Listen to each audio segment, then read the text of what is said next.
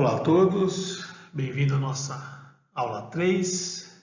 Esse é o primeiro vídeo da nossa aula 3, composta simplesmente de 2 vídeos. No primeiro, vamos passar aí o que vai ser tratado na aula e qual a atividade, a forma de realizá-la. E então o vídeo 2 é simplesmente tutorial de como usar o programa de videoanálise que vai ser fornecido para vocês realizarem o seu experimento. Então vamos lá, qual que é o objetivo dessa aula? Então o principal é realizar o experimento do pêndulo amortecido lançado de altos ângulos e fazer então a modelagem matemática sem aproximações para esse caso. Então é um experimento diferente do pêndulo simples que vocês já vêm fazendo, certo? Ele vai ser feito aí fora do ponto das condições ideais ditas para o pêndulo simples, para utilizar o modelo de MHS, certo? Então a gente vai fugir disso daí e então a modelagem matemática vai seguir, né, a ausência dessas condições especiais. A gente vai tentar chegar aí no modelo matemático a princípio, né, sem aproximações básicas, porque sempre é aproximado. Bom, feito isso daí, esse daí é o nosso objetivo principal, mas a gente também aprenderá aí durante esta aula e trabalhar com um vídeo tracking, né? Ele faz o mesmo tipo de ferramenta que o tracking que vocês já conhecem. É uma opção, vocês não são obrigados a utilizar, mas vocês verão que tem muitas vantagens em utilizar, né? E vocês acabam aprendendo um pouquinho, porque ele utiliza um pouco das ferramentas usadas aí para Computer Vision. Então, interessante aí para quem quer mergulhar nessas áreas novas aí da parte de computação. Bom, além disso, então, vamos explorar os diferentes regimes de amortecimento, né? Isso agora em relação à velocidade do corpo, ou seja, né, tratar um pouco da aerodinâmica, se a gente está no regime turbulento, no regime laminar, né, tal. Então, tem todo o estudo relacionado a isso, mas na prática a gente vai perceber quais são ou onde que dominam cada um desses regimes de amortecimento, dado que a gente vai lançar esse pêndulo aí, né, no ar. Então, a resistência do ar é o amortecedor que a gente está interessado aí em tratar.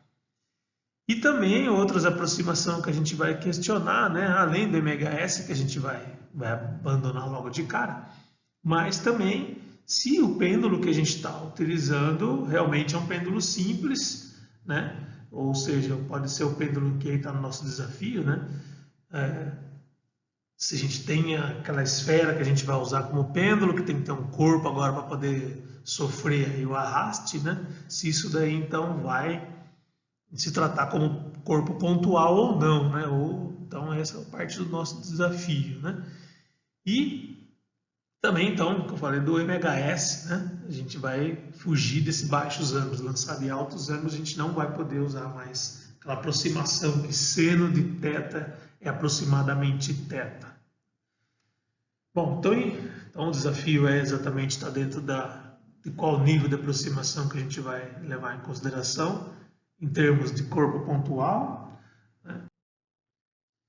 E como é que vai ser então as atividades da aula? Então, a partir de assistir esse vídeo, que é o vídeo 1 da aula 3, vocês vão então para o vídeo 2, no qual vai ser explicado como que usa, né, o programa que vai ser fornecido para vocês da videoanálise, né, ou tracking aí, mas usando matemática, né? E aí, vendo eles, vocês vão ter dicas de como fazer o experimento para que você consiga fazer uma boa videoanálise depois. Prestem bastante atenção nisso daí.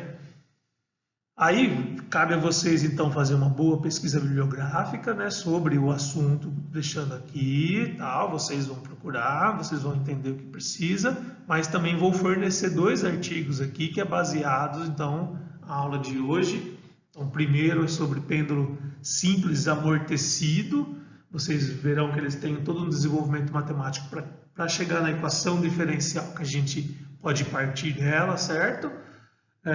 Só que eles não vão, né, eles não utilizam da forma que a gente vai utilizar, então seria até interessante para quem quiser trabalhar, né, aprofundar aí o tema dessa aula, tentar até fazer um artigo aí sobre esse tema aí, indo além do ponto que esse pessoal que foi. Outro artigo que será fornecido também no material da aula, vocês já têm aí, esse artigo agora sobre pêndulo físico, certo? Então ali, para fazer o desafio, por exemplo, já tem os conceitos lá, né, de como que a gente extrapola a aproximação do pêndulo simples para ir para o pêndulo físico e aí corrigir algumas coisas no modelo matemático que a gente propôs.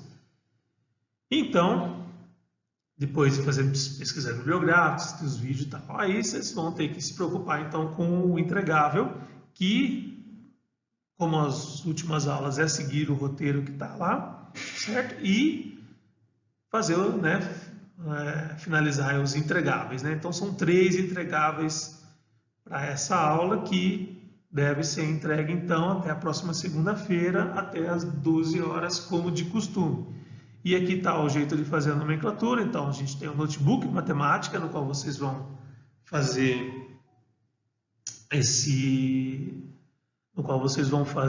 desenvolver todo o ajuste, tirar os valores, né? Vocês vão ver o que tem que ser feito.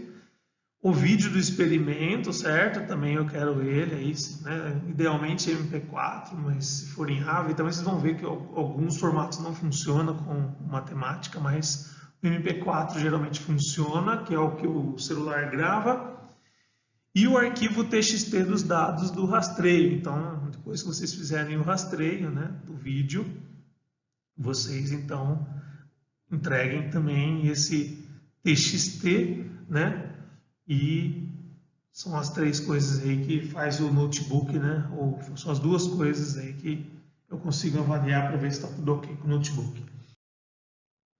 Indo então para o roteiro em si, essa parte aqui simplesmente do experimento, né? Como vocês vão montar então o seu pêndulo e realizar o experimento. Então aqui vai mais dicas do que um roteiro em si, vocês têm a liberdade de fazer, mas algumas dicas importantes para que vocês consigam ter sucesso lá na análise. Então, primeira coisa, vocês precisam de linha, né? Uma linha fina ou de pesca, essa linha de costura, linha 10, né? Para que a linha interfira o mínimo possível. Uma esfera leve com volume apreciável. Então a gente está querendo estudar o arraste, né? Querendo estudar o atrito com o ar. Então não adianta você pegar lá uma bolinha de aço bem pequenininha, uma bola de gude e tal, que isso daí vai dificultar. É possível estudar, mas vai dificultar porque vai precisar filmar por muito tempo até você ter uma desaceleração aí, uma diminuição aí da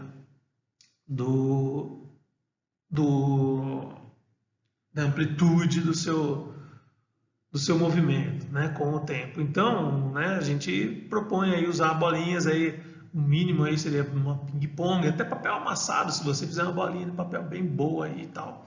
Já fiz isso daí, funcionou legal. Mas idealmente aí a gente vai deixar, depois eu vou mostrar para vocês onde vocês terão acesso ao material, né, mas é uma bola de plástico oca aí com um diâmetro da ordem de 10 centímetros já seria o ideal, ou bolinhas dessas de isopor também desse mesmo diâmetro, certo? Vocês terão noção aí. Vocês podem até inclusive fazer com mais de uma dessas bolinhas aí para poder entender melhor o que está acontecendo. Balança, régua, trena, tal, paquímetro, vou deixar isso daí disponível lá no laboratório para vocês pegarem. Câmera, filmador ou celular, aí vai ter que sair da parte de vocês, certo? Depois eu vou deixar mais claro adiante. Bom, montagem do pêndulo, a minha dica é que seja um pêndulo que tenha mais de 50 centímetros pelo menos de comprimento, né? O barbante lá. Para a parte de filmagem é importante que a cor de esfera seja homogênea, então sem essas marcações, sem o pontinho lá e tal, porque a gente vai traquear a esfera em si, né? Vai seguir ela lá no programa e ela tem que, lógico, destoar do cor de fundo da filmagem, e essa cor de fundo aqui tem que ser né, o máximo, na verdade, o fundo da filmagem tem que ser o máximo plano possível, assim, né, sem muitos detalhes, em coisas que o programa, tanto o tracking lá que vocês estão acostumados ou que vocês vão aprender a usar agora, não confundir a bola com outros objetos, né? No programa de matemática é difícil de acontecer, mas com o track acontece. E fazer uma marcação visível do ponto de fixação do pêndulo. Então, onde você vai fixar lá, o ponto fixo, lá, a origem do seu sistema lá, do pêndulo, tem que também ter uma marcação visível para o vídeo, né? Então ele deve aparecer no vídeo, na filmagem. O enquadramento que você vai fazer para filmar o seu pêndulo tem que incluir necessariamente o ponto de fixação. Então se você colocar uma marquinha lá também, que fique claro lá na nossa filmagem, vai ajudar bastante. Vocês vão ver no exemplo do vídeo 2. E também a fixar uma referência de escala para o vídeo. Então, a minha sugestão é sempre usar algo grande. O pessoal vai lá e coloca uma réguazinha lá de 10 centímetros, né? Sendo que você está filmando coisas de 2 metros aí. Aí qualquer imprecisão que você tem na colocação lá da referência lá do tracking lá, você vai ter um erro muito grande. Então, tenta usar alguma coisa que você mediu muito bem, né? O tamanho dele aí com uma trena e tal, e coloca lá, para colocar como referência que você consiga com facilidade depois no tracking, né, colocar lá as referências, certo? Então, é uma sugestão, mas tem que ter uma escala, uma referência de escala no vídeo, no enquadramento do vídeo lá.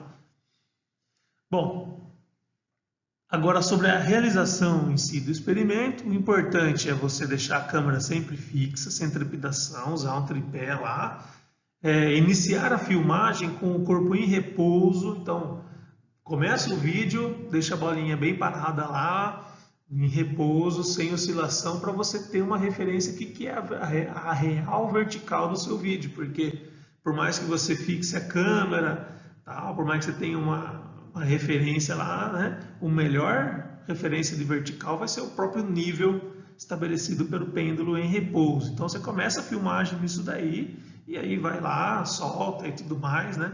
A gente pode cortar o vídeo depois, não tem problema nenhum, mas já usa esse quadro inicial aí como referência para vertical.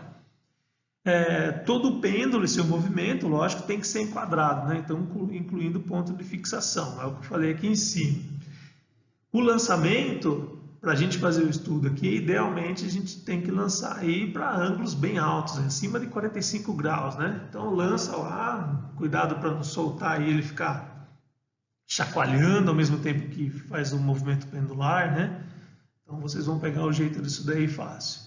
E filmar, né, até a oscilação baixar bastante, né? Eu diria aí, eu chutei aqui, mas o máximo possível que vocês conseguirem filmar aí, até ele quase parar, né?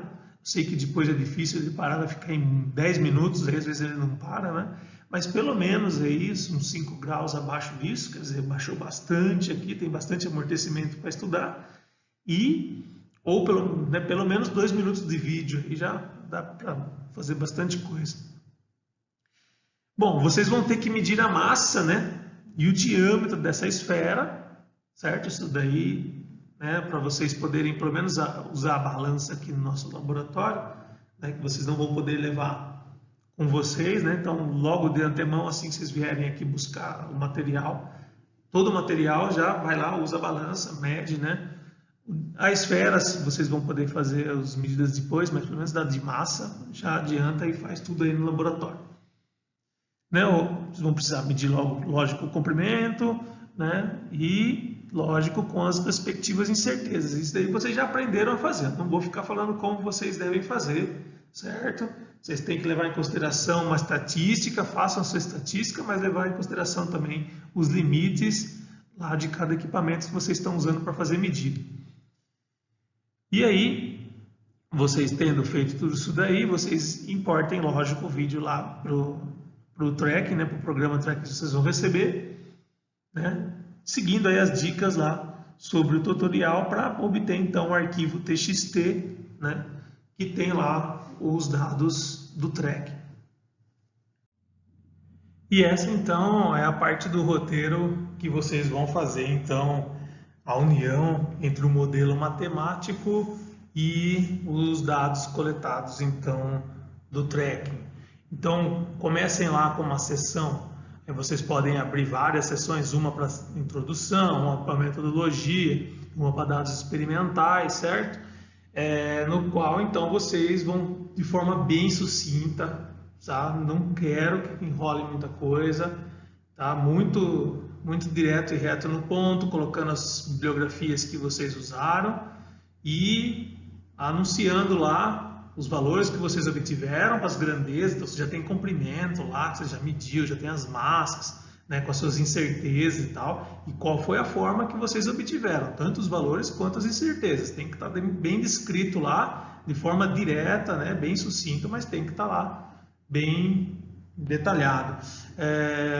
E depois, então, você abre uma nova sessão, no qual você vai agora apresentar e desenvolver, né, o modelo matemático para poder gerar, então, no final dessa sessão aí, gerar já pelo menos um primeiro gráfico do modelo matemático com um chute inicial e com os dados experimentais no mesmo gráfico, certo? Então, aqui sem ajuste ainda, o primeiro chute só para ver se vocês, né, conseguiram, pelo menos, com um chute inicial aí, apresentar o modelo matemático apropriado.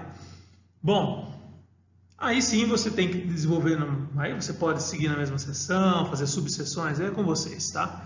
Mas aí desenvolvam agora uma rotina para fazer o ajuste automático. Então utilizem o que vocês já fizeram na aula passada, aproveitem lá as dicas da aula passada também, né? Mas eu quero então uma rotina para fazer esse ajuste de forma automática, usando as funções de matemática. Vai ter dicas daqui a pouco para vocês. E que também vocês proponham aí nessa parte também uma forma de análise do ajuste, para vocês conseguirem fazer uma discussão. Olha, o ajuste ficou bom por causa disso, o ajuste ficou ruim por causa daquilo. Também toda a parte de descrição do texto e tudo mais, muito sucinto, sem enrolação. A dica aqui é vocês, lógico, usar o Manipulate para dar um pré-chute, certo? Vocês dão um chute inicial aqui, aí vocês aprimoram esse chute com o Manipulate. E depois vocês vão, então, para o ajuste automático. Por que eu digo isso? Quando você tem um chute que é muito ruim, por melhor que seja a sua rotina de ajuste, você pode fazer um método de ajuste divergir, né? Ele vai convergir para um mínimo local que não é o mínimo global lá, né? de erro entre as curvas. Então, dica muito importante, nunca abram mão do Manipulate, tá?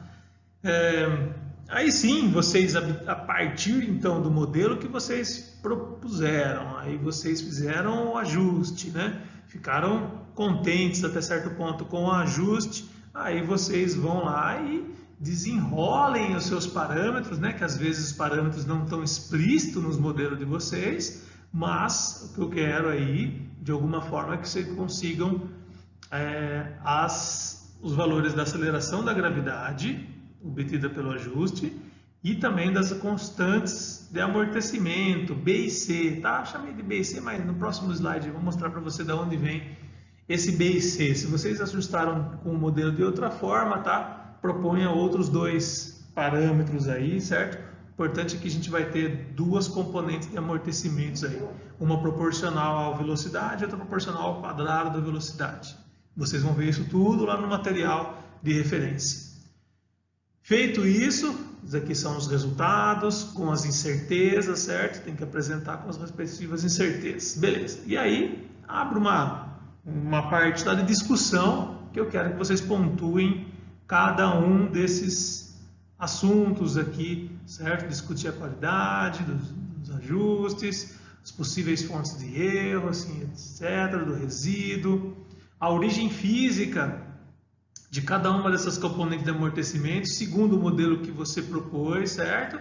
E aí, dependendo do valor de da região de domínio, né, você usando o Manipulate vai conseguir interpretar muito bem isso, né? Você pode, a partir do ponto que já está ajustado, voltar lá no Manipulate e alterar um desses valores e ver o que acontece, para você ver se zerando uma delas vai mudar muito e assim por diante. Então aproveitem a rotina que vocês criaram para poder entender melhor o que é o seu modelo e como que ele interpreta os seus resultados, certo? E aí, por último, discutir os limites em que as aproximações do caso MHS ou até MHA, né, no caso do lançamento de baixos ângulos, né, passariam a ser interessantes. Lembrando, você vai lançar o seu pêndulo de altos ângulos, só que ele vai oscilando, né, vai amortecendo, vai chegar uma hora que ele vai ficar oscilando em baixos ângulos. Será que você consegue colocar lá, decidir qual o grau de amplitude de oscilação que o MHA passa a funcionar, ou o MHS, certo? Amortecido simples, né, ou simples? Vocês que têm que discutir um pouco disso daí. Certo? O item 6 é o de sempre, então, do jeito que eu já estou falando aqui, lembrem de sempre comentar e formatar o notebook, né, de forma apropriada aí. E o desafio dessa atividade aí será, então, obter a real distância entre o ponto de fixação do pêndulo e o centro de oscilação. Lá naquele segundo artigo que a gente está deixando disponível para vocês, tá bem explicado isso daí, porque lá ele trata um pêndulo físico, certo? Então, essa ideia aqui vem da incorporação da ideia de pêndulos físicos em vez do pêndulo simples, que eu acho que vai ser o primeiro modelo que vocês vão atacar aqui. Não deixa de ser um pêndulo simples, amortecido, lançado de altos ângulos, mas ainda um pêndulo simples. Significa que você está pensando que aquela esfera sua é um ponto, né? Que o centro de massa é o centro de oscilação, certo? Mas dado que você está com uma esfera agora com um tamanho significativo em relação ao tamanho do seu pêndulo, você deve então levar em consideração isso daqui, que pode remeter em erros aí, principalmente no seu valor da gravidade, certo? Então, olhem lá o segundo artigo, ele vai tratar sobre isso daí, porque ele trata sobre pêndulo físico, e tenta adaptar então para o caso de vocês. Esse é então o desafio dessa atividade. E aqui está a escala de pontuação, de novo aí para o último item que é desafio, são 2 pontos adicionais.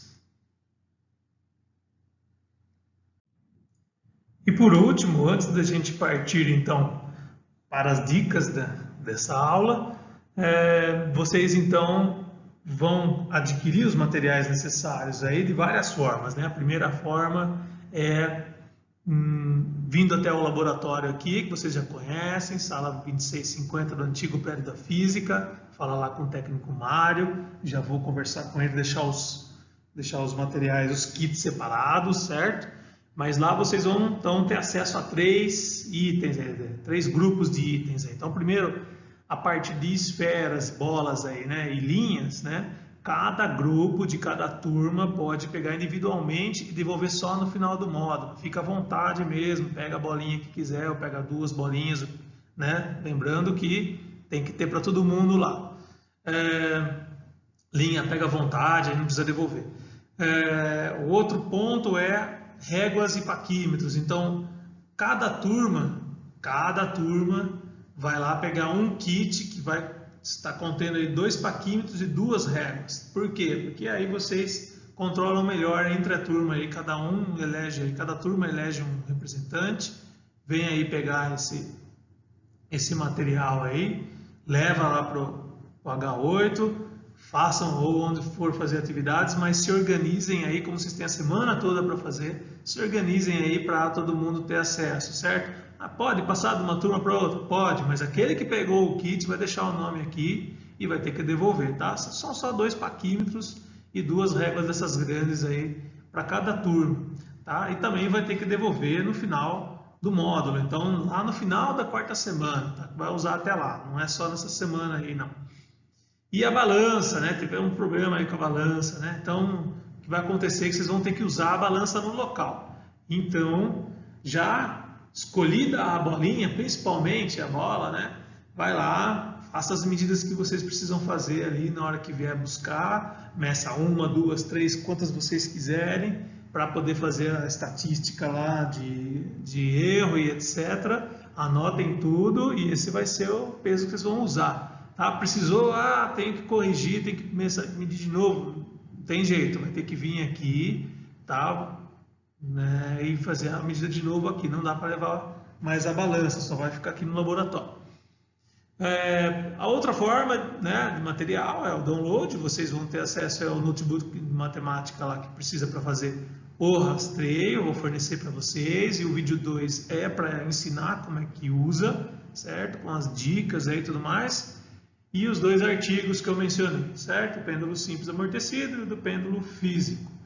E o material próprio que eu vou solicitar para vocês utilizarem, né? Para fazer a filmagem celular aí, que todo mundo tem, ou uma filmadora, aí é com vocês. Fiquem à vontade, a gente não tem como fornecer filmadora a mais aqui. Indo para as dicas, então, aqui eu só peguei uma lá do primeiro artigo, né, do pêndulo simples amortecido, lançado de altos ângulos, olha lá, então ele não tem mais aproximação de seno de teta igual a teta, ele está colocando mesmo seno de teta. Essa aqui é a equação diferencial do movimento, né? A dica já de onde vocês podem partir, pelo menos, certo? Só que tem uma correção para ser feita no artigo lá, eu verifiquei que está com erro, né? Aqui tem um L, é o mesmo L que está aqui, que é o comprimento do pêndulo, certo? Primeira dica aí e tal. Segunda dica é observar aqui um caso que eu fiz para... Já fiz o meu experimento aqui, né? Então aqui já é a curva, ela está em laranja, que está difícil de observar aqui, porque a curva azul, que é o ajuste, já está bem em cima, então o ajuste é muito bom. Mesmo assim, se vocês forem ver, tem um resíduo apreciável, os keys lá dão muito altos, né? O key sem levar em consideração a tolerância, né? Ou a incerteza nos pontos, mas um key quadrado igual a 2, num caso desse aqui, está ótimo. E aqui a dica sobre como tratar lá a parte do pêndulo físico. Então, isso daqui seria tratando o pêndulo simples. Se você for fazer algum avanço aí na parte para pêndulo físico, a diferença é que vocês têm que entender o que é o centro de massa, né? Certo? E o centro de oscilação, né? Quando você tem aí um corpo que tem aí dimensões significativas em relação ao L aí, ao seu corpo, ou a distância entre o centro de massa dele e o ponto de oscilação. Então, isso daí está lá no segundo artigo que vocês vão poder estudar.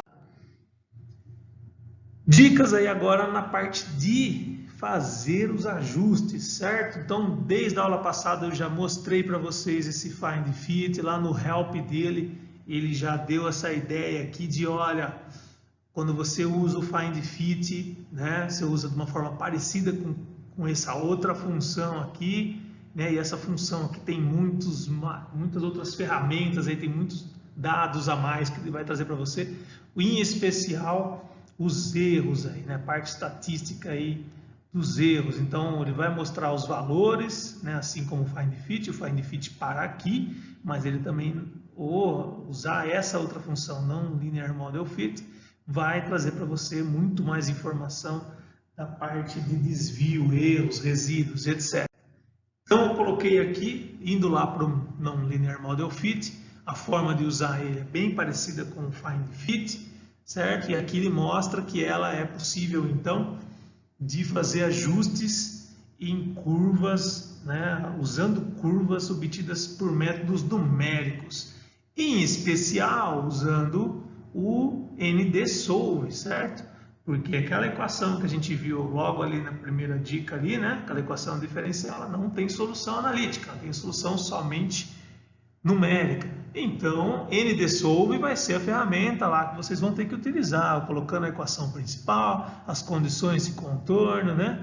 E aí sim, vocês conseguem uma função interpolada numérica e usando então, né,